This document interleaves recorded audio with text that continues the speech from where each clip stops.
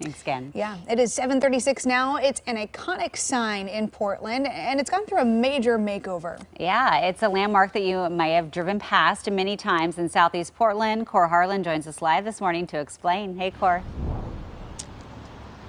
Hi, Jenny. Hi, Emily. You know, as you're driving up Grand Avenue, you've seen the Miller Paint sign for years and years and years. The sign's actually been here since the 1930s. It had neon in it. It was kind of worn down. So as part of their 130th anniversary, Miller Paint took the sign down, had it refurbished. And this morning, it is on the back of the security signs company truck there. And as you're looking at it right here live now along Grand Avenue, they are about to hoist that sign and put it back up in place. As I mentioned, they took this down in late January. They went through, took out, and looks like to me they replaced all of the neon that was on that sign. They gave it a fresh coat of probably Miller Paint, I would assume, here as well, and are about to put it back up into place. That sign was actually hand-painted and used neon at the time back in the 1930s. So it has withstood the test of time here for quite a long time. Miller Paint, of course, celebrating its 130 years in business. This was the company founded by a guy named Ernest Miller, who was a muralist in the 1890s. I'm not sure exactly what that would have done in the 1890s, but as a side job, he painted houses, and the more houses that he painted, the more that he realized the paints that he was using at the time simply did not withstand or hold up to a lot of the conditions that were here present at the time. So he formulated his own brand of paint, and the rest is 130 years worth of Miller Paint history right here. Come back out here to a live shot because I see the strap sort of tightening up around that sign here.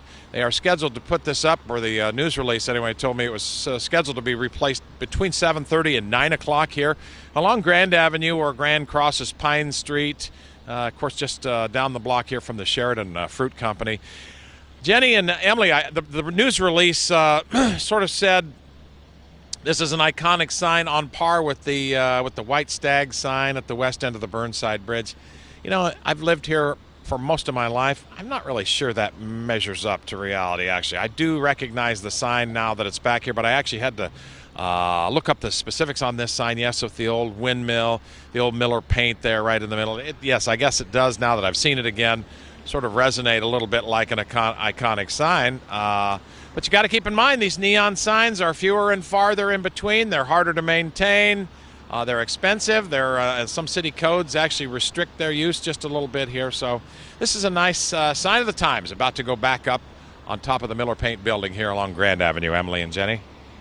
Yeah, thanks, Cor. I know we'll keep checking back in with you there as they hoist it up. I think it's cool. One thing I noticed when I moved to Portland was how many neon signs there are around here. It's just kind of a cool thing that gives the city some flair. Well, and Miller Paint's the bomb. I mean, we have a lot of Miller Paint in our house. So, and I just love being able to like go in and people actually help you and they know what they're talking about. Carly, I know you've done a lot of home stuff too, and like you go to some